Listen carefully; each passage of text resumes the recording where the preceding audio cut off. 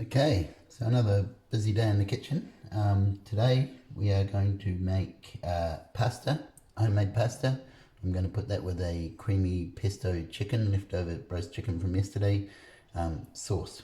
Okay, so pasta, the most difficult recipe in the world. Flour. I've added a little bit of smoked paprika and a little bit of mustard because I enjoy that. But generally 100 grams of flour to 1 egg. So 200 grams of flour, 2 eggs, a good pinch of salt, and about 20 mils, I suppose, of extra virgin olive oil. Basically chuck them together, knead them like any dough, and work from there. Let it rest, covered in Glad wrap for at least half an hour.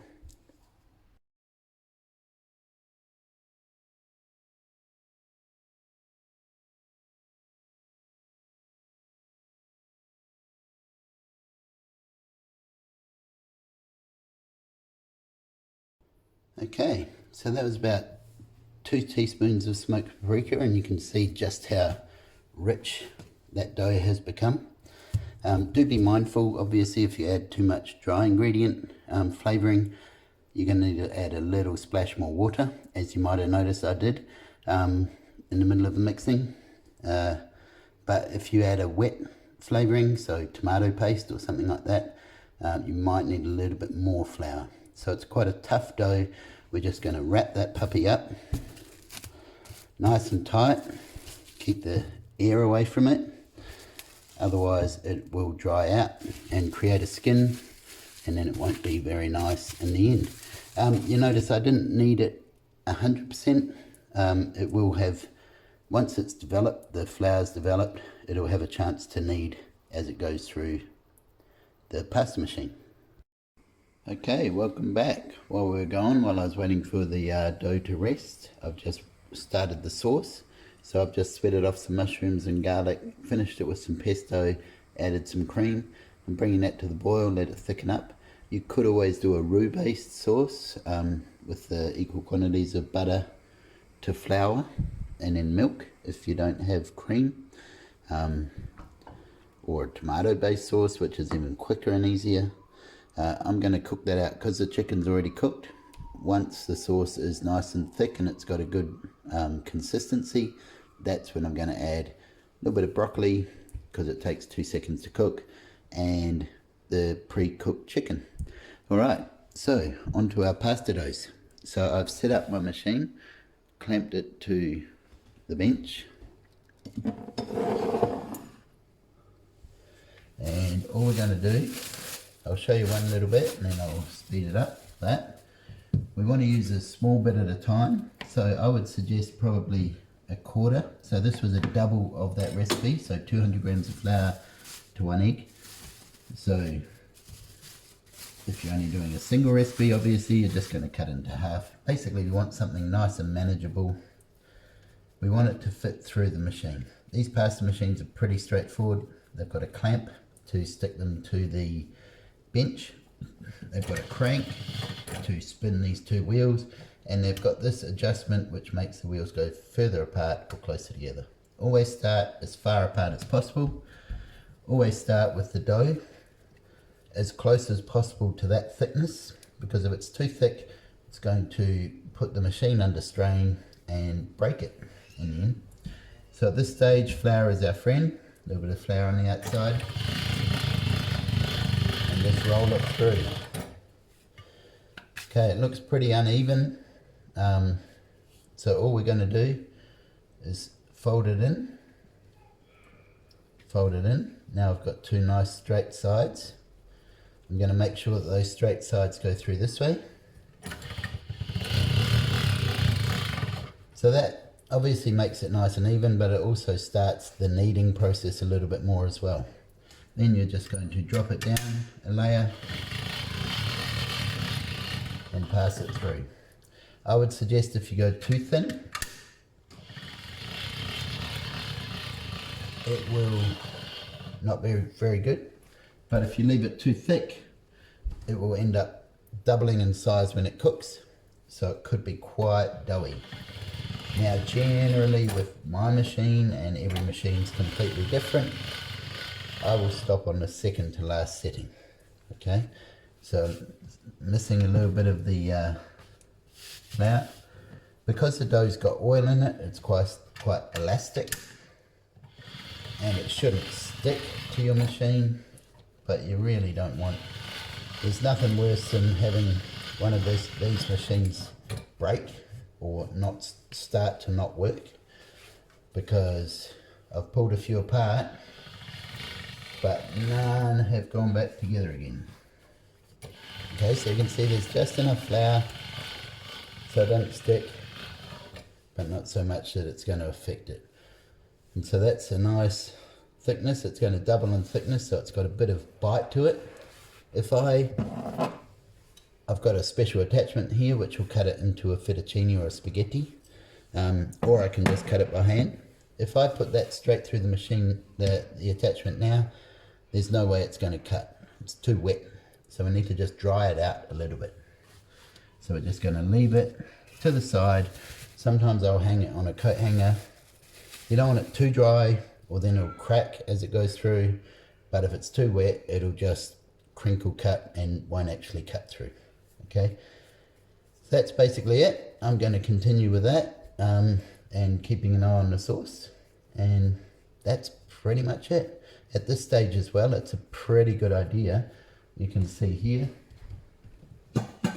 when I'm cooking pasta, I try to make sure that the pot will fit 10 times the amount of water to pasta, and that way when you do plunge the pasta into the boiling water, it can come back to the boil as quickly as possible, and it will move it around so it won't stick together as well. Okay, and pasta is one of the few things I actually boil at a boil. Most boiling is done at a simmer. Alright, so I'll just keep on trucking there, keeping an eye on my sauce.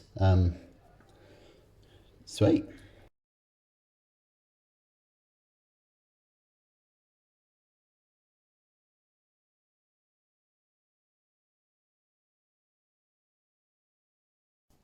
Okay, so they're all rolled out. This is the first one that I rolled out. I can feel it's starting to dry out a little bit, but it's still nice and malleable. I've just floured it semi-liberally, dust off the excess. I've attached my cutting attachment, and I've just changed the crank into the correct spot. And all we're going to do is roll through, catching our dough. Now we can either hang these again so they dry out. The method I prefer, so that's pretty close to a portion. I'm just going to roll it up, grab a little bit of flour, make sure we dust at least the edges of where I've cut, because that's going to be a little bit moist, and bosh, we're done. When we go to cook it, we're going to dust off as much of that flour as possible, because we don't want that in the water. The other, little bit more authentic way, this is the other half of that sheet. Cut it into the length that you want. I quite like manageable sheets of pasta. And then all we're going to do, making sure that it's quite well floured, we're going to roll it up. Okay, and just cut. And this way you can do a pappardelle if you want, which is quite a wide pasta, or back to the fettuccine sort of size. Obviously try to make sure they're all the same, because that's going to take a little bit longer and it's going to be a little bit more doughy to eat. And again, all we're going to do with that is to just put a little bit of flour with it. And at this stage, that is our pasta done. So all it's going to do, a whole lot of heavily salted water, and here comes the conflict, a good dash of olive oil. A lot of people say you don't need that, but the little old Italian nonna who taught me how to make pasta did it, so I've done it ever since. I've got the pasta and the sauce, so I'm pretty ready to go. I'm just going to continue cutting my pasta into a fettuccine and put it to the side ready to cook.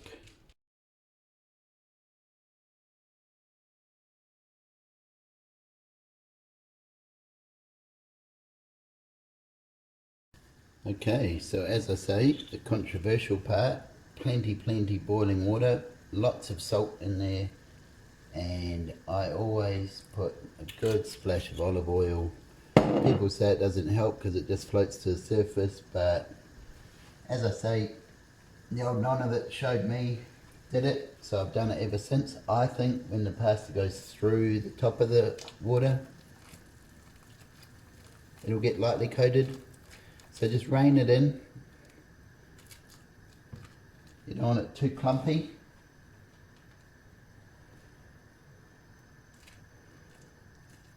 Right, and you want to bring that water back up to the boil as quickly as possible so that the pasta doesn't stick together.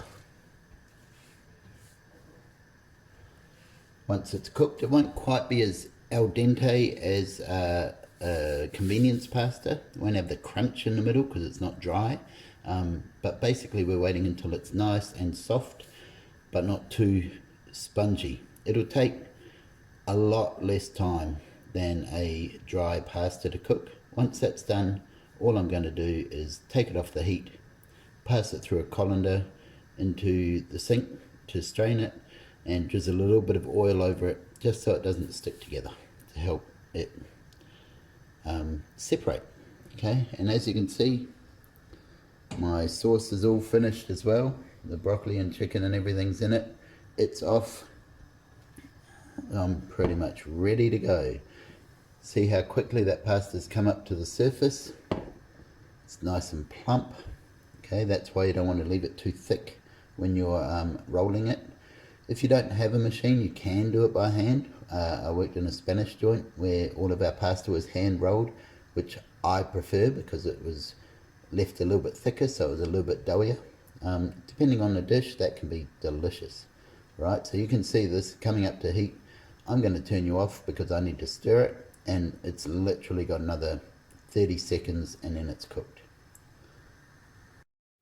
Okay, so I had my colander in the sink. I just drained that pasta. I've tossed some oil through it, just a little bit, so it doesn't stick.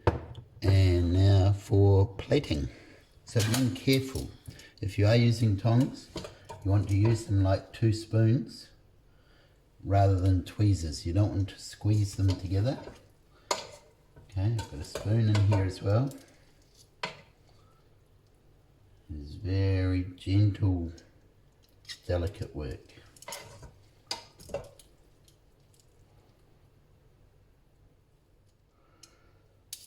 Okay. Now for my sauce, just to make sure I've got a whole lot of variety, I get my ladle so I get a good amount of sauce. There she goes.